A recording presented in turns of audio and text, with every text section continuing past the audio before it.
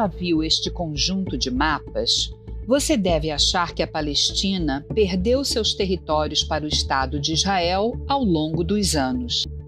Você também deve ter visto que esse mapa já foi até usado para representar como seria se o Brasil fosse tomado por Israel. Imagina se fosse o seu país. A combinação desses 5 mapas gera uma percepção equivocada da história, na maioria das vezes baseada em um ódio contra a existência de Israel. Muitas fontes se utilizam de narrativas falsas e omissões para tentar transformar esse conflito em uma narrativa de vítimas e opressores, ignorando as complexidades do conflito. Mas a realidade é outra. Vamos olhar para cada um desses mapas e entender o que eles mostram. O primeiro mapa mostra a região da Palestina completamente verde. Mas nessa época ainda não havia um Estado palestino soberano. Não havia controle político palestino em um país independente. O nome Palestina referia-se à região, desde a época do Império Romano, de 135 a 390 da Era Comum. Mais tarde, toda essa região foi dominada pelo Império Otomano, que só se desfez em 1918 com o fim da Primeira Guerra Mundial. É em parte deste pedaço aqui da região da Palestina que hoje está o Estado de Israel, a faixa de Gaza e Cisjordânia. Essa região era conhecida como a Grande Síria e hoje corresponde à Síria, Líbano, Jordânia, Israel, Cisjordânia e faixa de Gaza. No segundo mapa, já começamos a ver algumas manchas brancas. Elas representam terras compradas pelos judeus. São aproximadamente 2.000 quilômetros quadrados de um total de 35.000 quilômetros quadrados.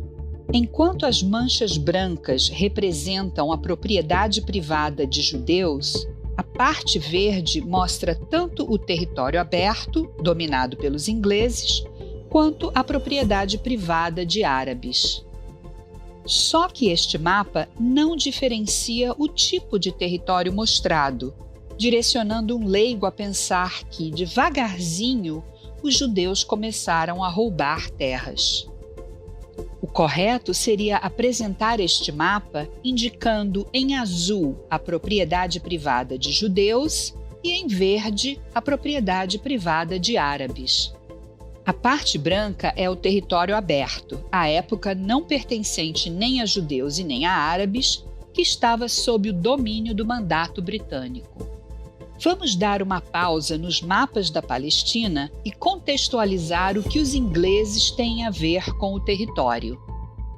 Após a Primeira Guerra Mundial, com a queda do Império Otomano em 1920, a Liga das Nações concede para a Inglaterra um mandato sobre a Palestina, que permite que os britânicos tenham controle sobre a região. Em 1922, o mandato britânico se divide, mantendo 22% do território sob controle dos ingleses e os 78% restantes nas mãos da família árabe hashemita, que criou o reinado hashemita da Transjordânia, hoje a Jordânia, um estado 100% árabe na região da Palestina.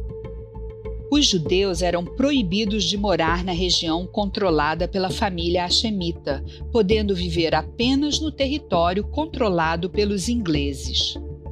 Em 1937, após uma série de protestos árabes contra os ingleses, a Inglaterra criou a Comissão Peel, que concluiu que o mandato na Palestina não estava funcionando.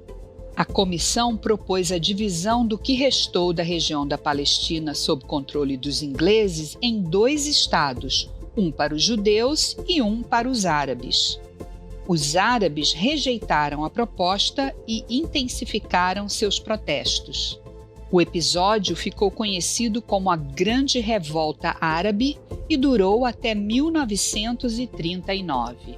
O terceiro mapa é de 1947 e reflete a partilha da região da Palestina proposta pela ONU em 2 estados distintos, um para o povo judeu e outro para o povo árabe, que viviam na mesma região. A proposta da ONU previa 55% do território para os judeus e 45% para os árabes, visto que já existia um Estado 100% árabe na região da Palestina, a Transjordânia, atual Jordânia. A proposta da partilha da Palestina foi rejeitada pela Liga Árabe. Em 29 de novembro de 1947, durante a Assembleia Geral da ONU, Azam Pasha, secretário-geral da Liga Árabe, declara que, com a criação de um Estado judaico, a guerra que se seguiria resultaria em um massacre. 6 meses depois, os ingleses decidem sair da região e Israel declara independência. Os árabes não aceitam o novo país e iniciam a Guerra Árabe-Israelense de 1948, que ficou conhecida como a Guerra da Independência. A Guerra de Independência de Israel durou até 1949 e envolveu mais 5 nações árabes: Jordânia, Egito, Síria, Líbano e Iraque. Depois de 1 ano de guerra, Israel sobreviveu ao ataque simultâneo das 5 nações árabes e assinou acordos de armistício com Jordânia, Egito, Síria e Líbano.